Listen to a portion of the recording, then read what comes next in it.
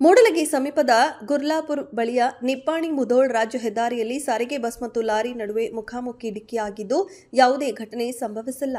ಮೂಡಲಗಿ ಸಮೀಪದ ಗುರ್ಲಾಪುರ ಬಳಿಯ ನಿಪ್ಪಾಣಿ ಮುಧೋಳ ರಾಜ್ಯ ಹೆದ್ದಾರಿಯಲ್ಲಿ ಸಾರಿಗೆ ಬಸ್ ಮತ್ತು ಲಾರಿ ನಡುವೆ ಮುಖಾಮುಖಿ ಡಿಕ್ಕಿಯಾಗಿ ಭಾರೀ ಅನಾಹುತ ತಪ್ಪಿದ ಘಟನೆ ರವಿವಾರದಂದು ಮೂಡಲಗಿ ಪೊಲೀಸ್ ಠಾಣಾ ವ್ಯಾಪ್ತಿಯಲ್ಲಿ ನಡೆದಿದೆ.